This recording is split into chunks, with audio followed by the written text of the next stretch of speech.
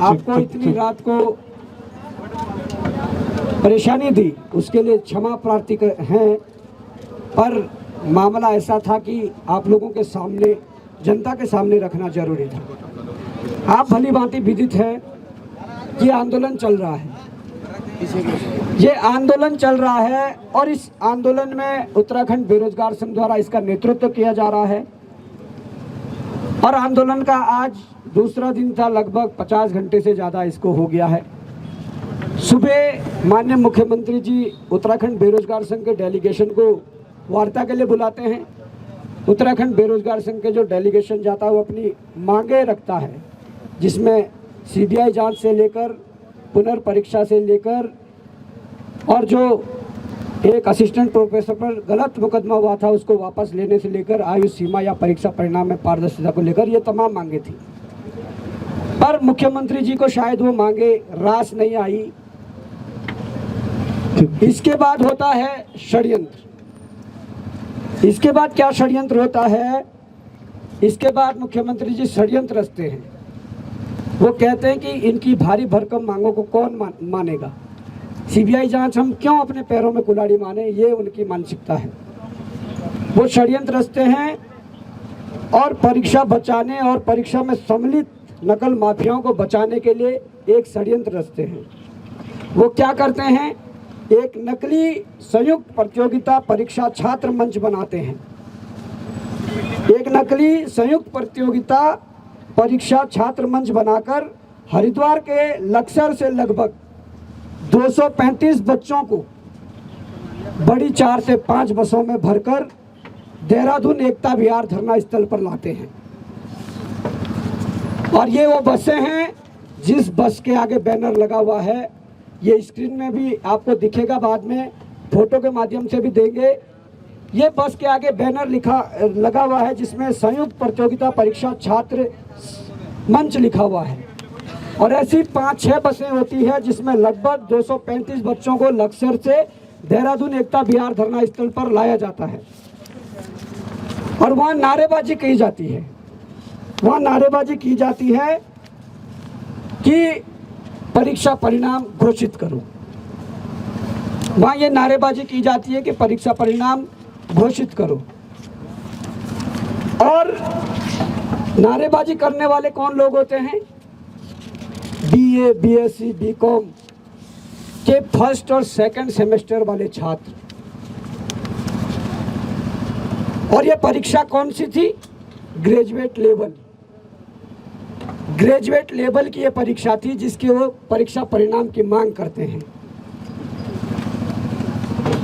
जब हमें भनक लगती है, जब हमें सूचना मिलती है कि एकता विहार में भारी भरकम पुलिस बल पहुंचा हुआ है और वहां पर कुछ छात्र पहुंचे हुए हैं जो परीक्षा परिणाम घोषित करने की मांग कर रहे हैं, और मुझे लगता है कि सलाहकार चेंज करने पड़ेंगे मुख्यमंत्री जी को। वो जो सारे युवा आए थे 235 बच्चे, वो सारे ड्रेस में थे, वो टाई पहनकर आए थे क्योंकि वो किसी कॉलेज से उठाए गए थे। और वो सारे बच्चे फर्स्ट और सेकंड सेम के बच्चे थे। जब हमें भनक लगी तो यही इसी जगह से हमने अपनी टीम को एकता विहार भेजा, और जैसे ही हमारी टीम वहाँ एंटर होती है, उन्हें भनक लगती है, उनको जल्दी जल्दी बसों में भरा जाता है और बसों को फिर हरिद्वार की तरफ दौड़ाया जाता है।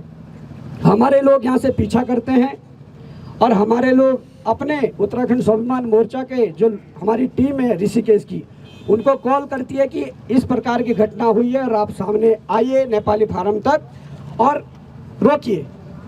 ऋषिकेश की टीम की तत्परता की वजह से नेपाली फार्म में उनको रोका जाता है और तब तक पीछे से जो यहाँ से टीम जाती है वो भी पहुँच जाती है। जब बसों को रोका गया, जब उन छात्रों से पूछा गया, तो उन छात्रों ने बिल्कुल सच्चाई को कबूला, उनसे सच्चाई उगलवाई गई। उन्होंने इस बात को कबूला कि उन्हें कॉलेज से जब ले जाया गया तो उनको कहा गया कि देहरादून मुख्यमंत्री से मिलवाने ले जा रहे हैं और पुरस्कार वितरण भी होगा। अब वो क्या पुरस्कार थे वो हम नहीं जानते, परंतु बच्चों ने इस बात को स्वीकारा है, जिसके हमारे पास एविडेंस है। और उन्होंने इस बात को स्वीकारा है कि वहाँ नारे लगाए गए, हमसे नारे लगाने के लिए बोला गया, जिसमें नारा था परीक्षा परिणाम जारी करो। जो बात उन्होंने कबूल की है, जो बात उन्होंने स्वीकार की है। इसी बीच उत्तराखंड DIPR पर एक पोस्ट अपलोड होती है। ये सरकारी पेज है हमारे उत्तराखंड सरकार का, और उस पोस्ट में लिखा जाता है कि संयुक्त प्रतियोगिता परीक्षा छात्र संघ लिखा जाता है, जबकि जो बैनर लगा हुआ है वो मंच का है। जो ज्ञापन है, जो ज्ञापन मुख्यमंत्री जी को दिया गया, राम भाई ज्ञापन दिखाइए, वो ज्ञापन लेटर पैड बना रखा है संयुक्त प्रतियोगिता परीक्षा छात्र मंच की तरफ से। तो पोस्ट डाली जाती है कि इस मंच की ओर से अनुरोध किया गया है कि जो परीक्षा हुई है वो पूरी तरह पूर्णतः निष्पक्ष, पारदर्शिता एवं नकल विहीन तरीके से संपन्न हुई है। ये उनका कहना है। जो BA, BSc, BCom first year और सेकेंड ईयर या फर्स्ट सेम सेकेंड सेम के बच्चे हैं। अब सोचिए, कोई मुख्यमंत्री इतना कैसे गिरता है और क्यों गिरता है? यहाँ आंदोलन चल रहा है, या वो सारे बच्चे हैं जिन बच्चों ने परीक्षा दे रखी है, वो सारे बच्चे हैं जो लगातार कई सालों से मेहनत कर रहे हैं। अब इसलिए मुझे लगता है कि इसलिए इतने नीचे गिर गए मुख्यमंत्री। उनकी हरकतों से लगता है कि पेपर में छोटी मोटी धांधली नहीं, बड़े स्तर की धांधली हुई है, जिसको बचाने के लिए इस प्रकार के षड्यंत्र करने पड़ रहे हैं कि कॉलेज और स्कूलों के बच्चे मंगवाने पड़ रहे हैं और इन लोगों के खिलाफ नारे लगवाने पड़ रहे हैं परीक्षा परिणाम जारी करवाने के लिए। और इसीलिए अपने मंत्रियों विधायकों से भी एक ही लाइन बुलवा रहे हैं कि पेपर लीक नहीं हुआ, 3 पन्ने बाहर आए हैं। अब ये परीक्षा बचाने के लिए षड्यंत्र है, और परीक्षा इसलिए बचाई जा रही है। अगर इसमें कई लोगों से लाखों रुपए नहीं लिया होता, करोड़ों रुपए नहीं लिया होता, निश्चित ही ये परीक्षा आज तक निरस्त हो गई होती और आगे की तिथि भी घोषित हो जाती। परंतु इसमें फंसा हुआ है करोड़ों रुपए। करोड़ों रुपए फंसने के बाद इस प्रकार के षड्यंत्र किए जा रहे हैं। ये षड्यंत्र बड़ा है, परंतु इन चोरों का कोई पता नहीं है ये आगे क्या षड्यंत्र करते हैं। ये भी मैं अभी बता दे रहा हूँ, कल हो सके, कल या परसों में कोई एक और षड्यंत्र हो। जिस खालिद की ये बात करते हैं, मुझे लगता है कि वहाँ भी क्या षड्यंत्र करते हैं और खालिद से क्या बुलवाते हैं प्रेशर में लाने के लिए। क्योंकि सोशल मीडिया पर कई महीनों से एक पेज चल रहा है, वसूली अभियान मोर्चा का पेज, जिसमें मोस्टली बॉबी पवार, त्रिभुवन चौहान, स्वाभिमान मोर्चा के लोग या बेरोजगार संघ के लोग जो बॉबी पवार के साथ खड़े रहते हैं, उनको बदनाम करने की हर दिन पोस्टें डलती हैं। वसूली अभियान मोर्चा पेज जो है, इस प्रदेश का मुख्यमंत्री एक पुलिस अधिकारी के माध्यम से चला रहा है। इस प्रदेश का मुख्यमंत्री धामी एक पुलिस अधिकारी के माध्यम से चला रहा है। अब गजब की बात ये देखिए कि जब खालिद गिरफ्तार होता है, मीडिया के पास ये खबर देर में पहुंचती है, पुलिस के द्वारा ये खबर बाद में अपलोड की जाती है, पर वसूली अभियान मोर्चा पेज पर यह खबर पहले अपलोड हो जाती है कि खालिद गिरफ्तार हो गया है। तो ये कितनी गंभीर बात है। और मैं अभी कह रहा हूं ना कि पुलिस अधिकारी के माध्यम से मुख्यमंत्री ये पेज चला रहे हैं। मुझे उस पुलिस अधिकारी का नाम पता है, मैं अभी नहीं खोलना चाहूंगा। मुझे उस पुलिस अधिकारी का नाम पता है जो इस षड्यंत्र के पीछे है। अब बात यह है, ये तो स्पष्ट हो गया कि परीक्षा में बड़े लेवल की धांधली हुई है, क्योंकि इस प्रकार के षड्यंत्र तभी किए जाते हैं, इस प्रकार के डेलीगेशन तभी बुलाए जाते हैं। अब कुछ इसके अलावा जब ये घटना कल हुई तो हरिद्वार में भी हलचल हुई। इसकी समीकरण कल बन गई थी शाम को। हरिद्वार में भी हलचल हुई और हरिद्वार से भी कुछ प्रेस नोट जारी हुए जो वहाँ के कुछ संगठनों के द्वारा किए गए। और मैं चाहता हूं कि त्रिभुवन भाई उसको बताएं कि हरिद्वार से जो प्रेस नोट जारी हुए उसमें क्या क्या चीज़ें हैं। ये प्रेस नोट, पहले तो बहुत बहुत धन्यवाद प्रेस के सभी साथियों का। प्रेस नोट में लिखा गया है साफ साफ, आप ध्यान से सुनिएगा क्योंकि ये संलिप्तता भारतीय जनता पार्टी की कैसे है वो स्पष्ट होता है इसमें। बच्चों की जान से खिलवाड़, जिम्मेदार अधिकारी कटघरे में। हर्ष विद्या डिग्री इंटर कॉलेज लक्सर के बच्चों को 4 बजे सुबह जबरन देहरादून सीएम प्रोग्राम में भेजा गया। बसों में ठूस ठूस कर बिठाया गया, पैकेट भोजन बांटकर प्रलोभन दिया गया, फ्लेक्स लगाकर राजनीतिक प्रचार किया गया। इसके कुछ हम आपको एविडेंस भी दिखाएंगे। इसमें जिला पूर्ति अधिकारी हरिद्वार श्री तेजपाल सिंह उनका नाम आया है, जिन्होंने ये खाने के पैकेट्स के ऑर्डर दिए हैं। और 400 पैकेट के ऑर्डर दिए गए कल, और 400 पैकेट वो एक प्राइवेट गाड़ी में भरे गए जिनको देहरादून के लिए रवाना किया गया। ये मान के चलिए 235 बच्चे तो देहरादून हरिद्वार से आए हैं, बाकी के बच्चे यहीं के इलाके के हैं। वो आप वीडियो में भी अभी देखेंगे कि वो कौन कौन है और कौन कौन अधिकारी उसमें भी बयान दे रहे हैं। इसमें एक महत्वपूर्ण पदाधिकारी हैं इनके ताजा चयनित ब्लॉक प्रमुख हर्ष कुमार दौलत, और ये वही है जिनका ये स्कूल है, यह कॉलेज है। ये इनके कॉलेज के ही ये छात्र हैं जो फर्स्ट ईयर, सेकेंड ईयर या फर्स्ट सेमेस्टर, सेकंड सेमेस्टर के बच्चे हैं जिनको लाया गया। ये पुख्ता भी अभी बच्चे आपके सामने वो वीडियो में करेंगे। तथा ग्राम विकास अधिकारी रामपाल की सीधी भूमिका उजागर हुई है। यह कृत्य न केवल बाल संरक्षण अधिनियम व भारतीय दंड संहिता का उल्लंघन है, बल्कि बच्चों की सुरक्षा के गंभीर खिलवाड़ है। अब ये संगठन कुछ मांगे कर रहा है कि दोषी अधिकारियों पर तत्काल निलंबन व कानूनी कार्रवाई की जाए। भविष्य में बच्चों को किसी भी राजनीतिक कार्यक्रम में शामिल करने पर पूर्ण प्रतिबंध लगा दिया जाए। स्वतंत्र जांच एवं बाल आयोग की निगरानी में ये कार्यक्रम किए जाएं। अब देखिए इन्होंने थोड़ा डिटेल से भी इसको लिखा है कि क्या एग्जैक्टली क्या कुछ हुआ है। ये बच्चों की जान के खिलवाड़ एवं पद के दुरुपयोग पर माननीय मुख्यमंत्री जी के कार्यक्रम में देहरादून को प्रस्थान है तो हर्ष विद्या डिग्री इंटर कॉलेज लक्सर के नाबालिग विद्यार्थियों को जबरन प्रोग्राम में सम्मिलित किए जाने का अत्यंत गंभीर प्रकरण संज्ञान में आया है। इसमें ब्लॉक प्रमुख हर्ष कुमार दौलत, ये भारतीय जनता पार्टी से हैं, ग्राम विकास अधिकारी रामपाल तथा जिला पूर्ति अधिकारी हरिद्वार श्री तेजपाल सिंह एवं क्षेत्रीय खाद्य अधिकारी पूर्ति निरीक्षक लक्सर की प्रत्यक्ष भूमिका पाई गई है। सुबह 4 बजे विद्यार्थियों को बिना उचित सुरक्षा प्रबंध एवं अभिभावकों की अनुमति के देहरादून रवाना किया गया। उक्त प्रकरण में बच्चों की जान को जोखिम में डालते हुए उन्हें राजनीतिक कार्यक्रम का साधन बनाया गया, जो बाल संरक्षण अधिनियम के 2005 भारतीय दंड संहिता की धारा 336, 337, 120B एवं अन्य लागू प्रावधानों के स्पष्ट उल्लंघन है। ये इसमें और भी है, वो मैटर आपको दिख जाएगा अभी। पर समझने वाली बात यह है कि ये तमाम तंत्र का इस्तेमाल करते हैं।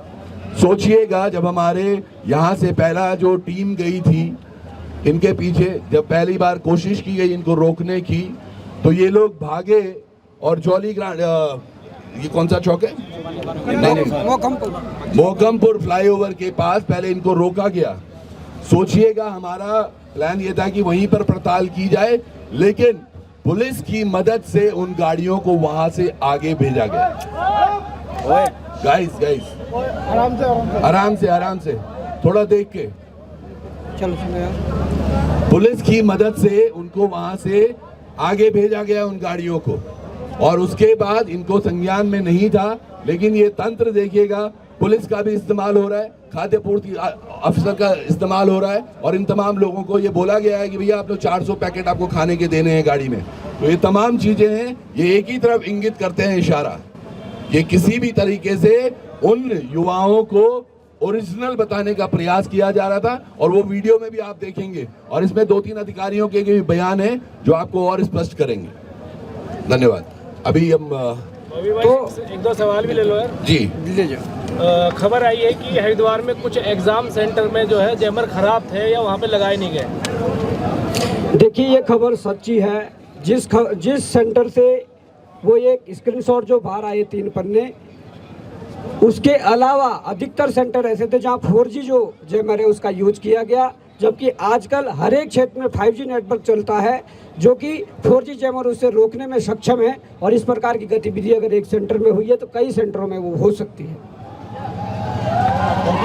खालिद जी की गिरफ्तारी हो गई है, उसके बाद भी अब जो मास्टरमाइंड बोला जा रहा है पुलिस की तरफ से, उसकी गिरफ्तारी होगी और उनकी गिरफ्तारी और सुनिश्चित होनी है। देखिए, अगर खालिद जी की गिरफ्तारी हुई है और पुलिस मास्टरमाइंड किसी औरों को बता रही है तो स्पष्ट हो गया कि बड़े लेवल पर पेपर की खरीद फरोख्त हुई है, बड़े लेवल पर पेपर बिका गया है, बड़े लेवल पर धांधली हुई है। तो इस बात को स्वीकार कर लेना चाहिए। पर मुझे ऐसा लगता है कि जो मुख्यमंत्री जी चाहते हैं कि फर्जी बच्चे बनाकर, फर्जी अभ्यर्थी बनाकर अगर लक्सर से 235 बच्चों को भरकर लाओगे, उनसे नारेबाजी कराओगे तो क्या सच्चाई सामने नहीं आएगी? मीडिया मैनेजमेंट एक हद तक कर सकते हो पर हमारे खुफिया तंत्र को नहीं तोड़ सकते हैं। हमें तो दिन में ही खबर लग गई थी कि हरिद्वार में इस प्रकार की चीज़ें, पर मैंने दिन में सोचा कि मुख्यमंत्री से मिलने आ रहे हैं और फोटो खिंचवा के मोदी जी को भेजना चाह रहे होंगे, पर यह भनक तो मुझे बाद में लगी जब एकता विहार पहुंचे कि इस प्रकार का इनका कार्यक्रम है। हमारा भी तंत्र है, ठीक है, ईश्वर की कृपा से सारे पता लग जाता है, परंतु इस प्रकार की जो कार्रवाई है मुख्यमंत्री के द्वारा ये सीधे सीधे इंगित करती है कि बड़े स्तर पर पेपर की खरीद फरोख्त हुई है, बड़े स्तर पर पैसा लिया गया है। उन लोगों को बचाने के लिए, उस पैसे को बचाने के लिए इस प्रकार के प्रपंच रचे जा रहे हैं। अच्छा, आगे क्या रणनीति रहेगी? देखिए, साफ रणनीति है। मुख्यमंत्री यहाँ पर नंगे हो गए हैं, उनकी पोल खुल गई है। अब भी अगर उनके पास कुछ बोलने के लिए बचता है, सारे स्क्रीनशॉट है, सारे एविडेंस है, वो चश्मदीद गवाह उनके जो बच्चे हैं जो आए थे उनके बयान हैं, जिन्होंने कहा कि हमें ज़बरदस्ती लाया गया, ठग कर लाया गया और हमसे नारेबाजी करवाई गई कि परीक्षा परिणाम जारी करो। तो ये क्या था?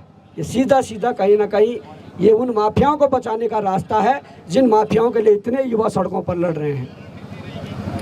इसके अलावा कोई किसी का सवाल? सर, आपको लगता है कि देहरादून जिले में पेपर लीक हुआ कि अन्य जिलों में पेपर लीक हुआ है? देखिए, जिस प्रकार की ये चीज़ें सामने आई है और जो बचाने के लिए जो प्रपंच रचे जा रहे हैं, इससे ये साबित होता है केवल यही पेपर नहीं, ये नकल रोधी कानून तो इसका इनका ढकोसला था, ये तो एक दिखावा था। लगातार पेपर लीक हो रहे हैं, सब पेपर सेट हो रहे हैं, सब में पैसे लिए जा रहे हैं। और अगर वो लोग सामने आना चाहेंगे जिन्होंने हमारे पास बोला है कुछ बच्चों ने कि उन्हें मुख्यमंत्री आवास से तक 15 लाख के ऑफर आए थे परीक्षा के लिए, अगर वो सामने आना चाहेंगे तो ज़रूर 1-2 दिन में वो भी सामने आएंगे। अगर नहीं आना चाहेंगे तो हमें किसी माध्यम से कुछ ऐसे एविडेंस दें, हम जनता के सम्मुख रखेंगे, मीडिया के सम्मुख रखेंगे, क्योंकि लोगों को ये डरा रहे हैं, लोगों को गलत फंसा रहे हैं। तो ये इसके बाद क्या आप इसी तरीके से धरना प्रदर्शन करोगे, न्यायालय का रुख भी करोगे?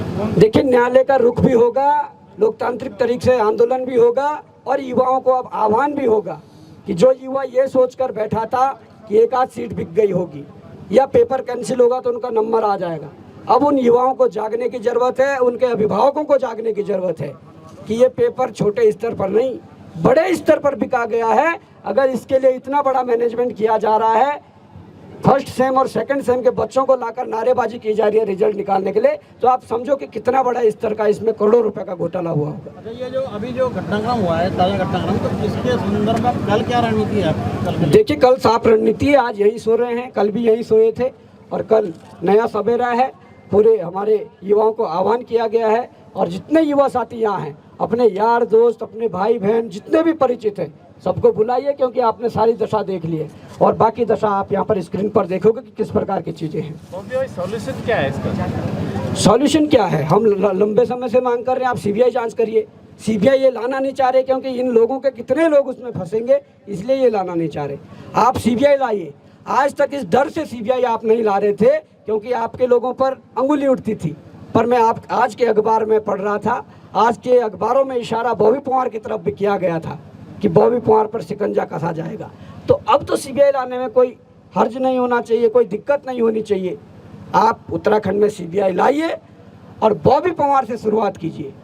बॉबी पवार से सीबीआई जांच की शुरुआत होनी चाहिए और उसके बाद इन दलालों, इन माफियाओं की सबकी जांच होनी चाहिए, तब जाकर इन युवाओं के भविष्य को बचाया जा सकता है, नहीं तो नहीं। जिस तरीके से आज आंदोलन को रोकने के लिए प्रपंच रचा गया, कल भी ऐसा हो सकता है, तो कल की क्या तैयारी है बेरोजगार संघ की? बिल्कुल हो सकता है। जब लक्सर से यहाँ बच्चे कई बसों में भर भर कर पहुँचाए गए, ये कुछ भी कर सकते हैं। मैंने बताया ना कि खालिद गिरफ्तार हुआ है, खालिद से कुछ भी बुलवाया जा सकता है, दूसरा कोई षड्यंत्र रचा जा सकता है। ये लोग नंगे हो चुके हैं, इनका इंटेलिजेंस नंगा हो चुका है, मुख्यमंत्री नंगे हो चुके हैं, इनके लोग नंगे हो चुके हैं। जिस प्रकार से हमारी टीम इनके पीछा करने गई, जिन्होंने ये पूरा रिकॉर्ड करके लाया बच्चों के जो बयान थे, जिस प्रकार से पुलिस प्रशासन के द्वारा हमारे लोगों को गिरफ्तार करने की कोशिश की गई, उनको परेशान करने की कोशिश की गई और पुलिस सुरक्षा में उन बसों को निकलवाया गया, इससे साफ साबित होता है कि ये वर्दी में भाजपा का काम कर रहे हैं। ये पट्टा नहीं डाला हुआ, बस भाजपा का काम कर रहे हैं वर्दी में। कल की क्या तैयारी है बेरोजगार संघ की? कल की तैयारी है, बड़ी मात्रा में युवा आएंगे और अपने आंदोलन को अंजाम तक पहुंचाएंगे। देखिए, एक और चीज़ है इसमें थोड़ा मैं ऐड करना चाहूँगा प्लीज़। जैसे कि आप सबको मैं एक थोड़ा सा क्वेश्चन भी है, समझिएगा। मुझे नहीं लगता कोई बेरोजगार युवा आज तक धामी जी से डायरेक्ट फ़ोन पर बात कर पाया हो या किसी भी माध्यम से, OSD या किसी भी अन्य के। आज जब बेरोजगार संघ की डेलीगेशन मुख्यमंत्री धामी से मिलने गई तो उन्होंने, जो अध्यक्ष हैं बेरोजगार संघ के, उनसे एक बात कही थी। वो क्या बात थी राम जी, आप बताएंगे ज़रा? देखिए, बात यही थी, उन्होंने कहा है कि इस परीक्षा को एक तरह से दोबारा ना कराने को लेकर कई जो छात्र हैं उनको जो है डायरेक्ट कॉल किया जा रहा है मुख्यमंत्री पुष्कर सिंह धामी को। तो मुख्यमंत्री धामी जी को डायरेक्ट फोन किया जा रहा है उन बच्चों के द्वारा। 1905 पे तो कॉल मिलता नहीं है, जिन्होंने 15 लाख दिए हैं, साफ सीधी बात है। बिल्कुल। दूसरा, निराधार और गलत तथ्य प्रस्तुत करने वालों पर नकल रोधी कानून अप्लाई होता है। सो मुझे लगता है इसकी शुरुआत यकीनन DIPR और इनके जो तमाम पेजेस हैं, जो वसूली अभियान मोर्चा भी चला रहे हैं, वही धाकड़ धामी का पेज भी चला रहे हैं, इन पर भी ये बराबर कानूनी कार्रवाई होनी चाहिए। आप थोड़ा वीडियोस अब देखेंगे वन बाय वन। बहुत बहुत धन्यवाद आप सब। गाइस प्लीज नीचे बैठ जाओ भाई, नीचे बैठ जाओ, आराम से बैठ जाइएगा। आराम से सुन लीजिएगा पहले, कोई भी शोर नहीं मचाएगा और सीटी नहीं बजाएगा प्लीज। इत्मीनान से देखिएगा प्लीज।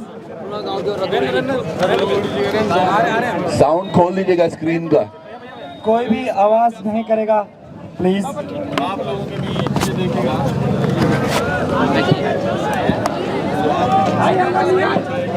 कोई भी शोर नहीं करेगा प्लीज साथियों। हल्ला नहीं करेंगे और आगे वाले बैठ आपसे निवेदन है, ये हमारे वहाँ सर 1-2 तम्बू लगे हुए थे, छोटा सा ग्राउंड था। सुबह से सर हम कोली से हमें बुलाया गया, कहा गया कि सभी लड़कों को देहरादून जाना है। देहरादून में हमने पूछा सर क्यों? उन्होंने कहा गया कि CM सर आएंगे, थोड़ा डिस्कशन होगा और एक कंपटीशन होगा रेस का, और उसके आपको सर्टिफिकेट भी दिए जाएंगे और उसका लाभ भी होगा आपको। ये कहकर हमें एक बात पहले से सुन लीजिएगा प्लीज। सर पेपर लीक के बारे में हमसे कहा गया कि आपको ये बोलना है कि पेपर का रिजल्ट घोषित करो, इस बात के नारे लगवाए गए। पेपर का रिजल्ट घोषित करो, पेपर का रिजल्ट घोषित करो, ये नारे लगवाए गए जी। हमें कोई पेपर नहीं दिया, पर हमें पेपर लीक के बारे में कोई इंफॉर्मेशन नहीं थी और न हमने पेपर लीक को लेकर कोई ऑफिशियल स्टेटमेंट दिया। हमें ये जो रॉन्ग इंफॉर्मेशन देकर यहाँ भेजा गया, ठीक है, और हम आए सर, वही बोला घटनास्थल पर। जी सर, कॉलेज का मालिक का नाम क्या है? हर्ष कुमार दौलत। हर्ष कुंवर दौलत, आपके कॉलेज का मालिक का नाम क्या है? Next video please.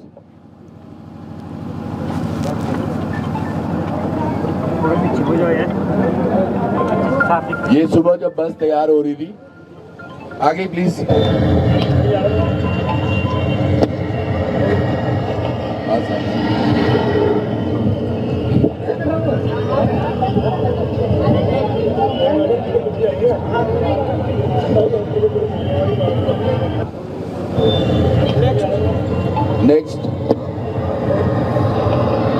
Next video next.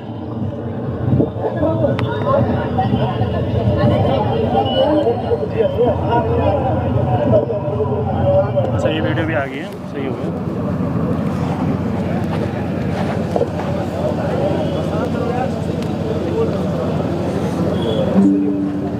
Amit इस बंद करो, चलने दो, बंद करो। जो लोग विरोध कर रहे हैं, परीक्षा को रद्द करने का समर्थन कर रहे हैं, मैं उनका विरोध करता हूं। मैं ये कहना चाहता हूं कि पेपर या परीक्षा रद्द नहीं होनी चाहिए।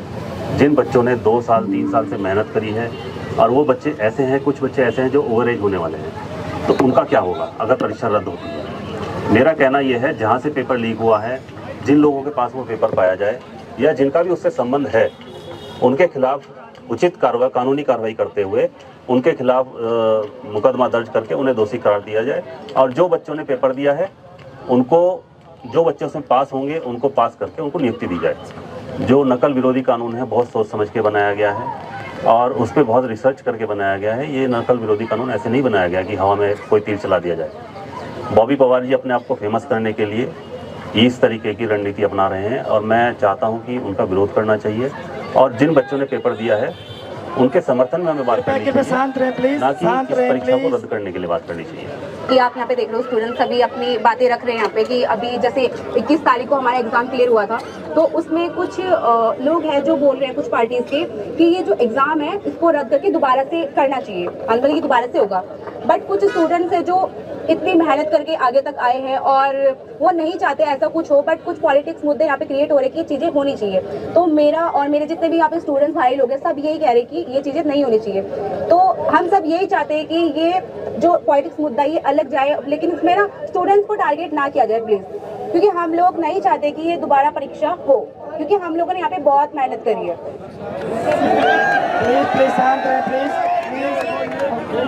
ये खालिद के भाई हैं, खालिद के भाई हैं, सुनिएगा इनका क्या कहना है उनकी गिरफ्तारी पर। पहले कोई पेट्रोलियम पे इसकी नौकरी लगी थी और ऐसा किसी को भी नहीं, जबकि मेरा रिश्तेदार है, मेरा भाई है, और जरा सा भी मालूम नहीं था। ये तो खुलासा अब ये जो पेपर लीक हुआ इससे हमें मालूमात हुई, और मालूमात में होने के बाद में हमारी जितनी भी यहाँ प्रशासन टीम आई है, पुलिस आई है, एसडीएम आई है, उनका पूरा सहयोग हमने किया है। सच्चाई सामने आने पर आज खुलासा हो जाएगा जो सच है नहीं। जैसे हमने 1-2 बार संपर्क किया तो मालूम हुआ कि भाई वो इसका मास्टरमाइंड नहीं है, कोई और है।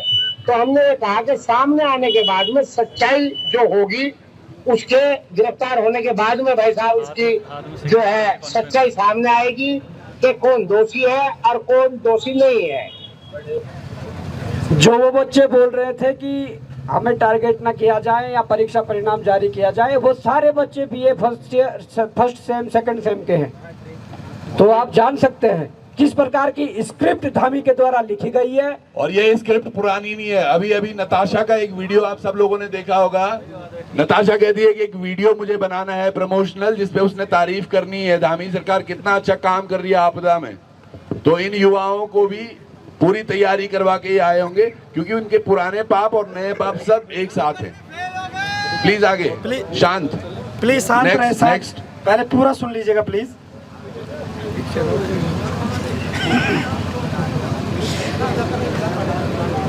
Next video.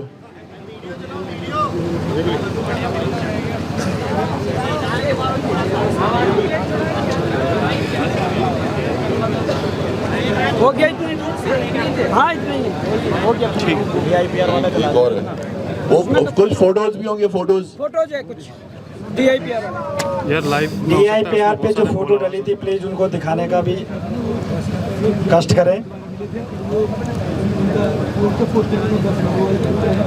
दिखा रहे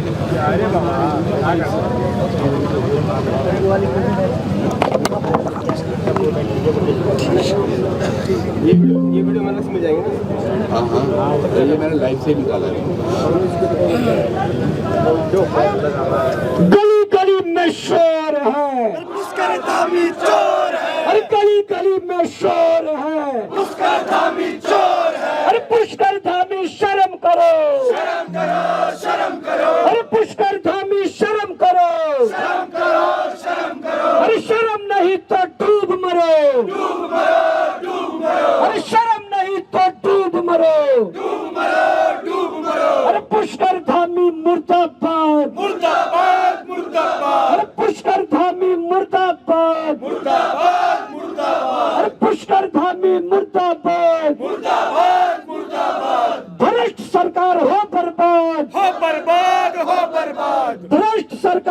बर्बाद, हो बर्बाद, हो बर्बाद। तो साथियों, सारी चीजें आप लोगों ने देख ली है, किस तरीके का षड्यंत्र युवाओं के साथ रचा जा रहा है। उन्हें युवाओं के भविष्य से चिंता नहीं है, उनकी चिंता यह है कि जिन लोगों ने उन्हें पैसे दिए हैं, जो बरसात में खनन कम हो गया था, वहां से पैसा नहीं आ पाया, वो भर्ती घोटालों में बच्चों से पैसा इकट्ठा करके दिल्ली कैसा भिजवाना था, वो सारी समीकरणें सेट करनी है।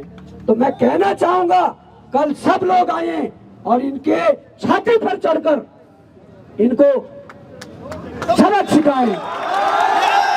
जय उत्तराखंड, जय उत्तराखंड। अरे पेपर चोर गद्दी छोड़, गद्दी छोड़, गद्दी छोड़, पेपर चोर गद्दी छोड़, गद्दी छोड़, गद्दी छोड़, पेपर चोर गद्दी छोड़, गद्दी छोड़, गद्दी छोड़, पेपर चोर गद्दी छोड़, गद्दी छोड़, गद्दी छोड़, पेपर चोर गद्दी छोड़, गद्दी छोड़, गद्दी छोड़,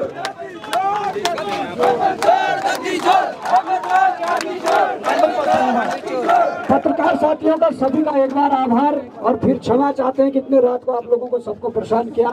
आप सबका धन्यवाद।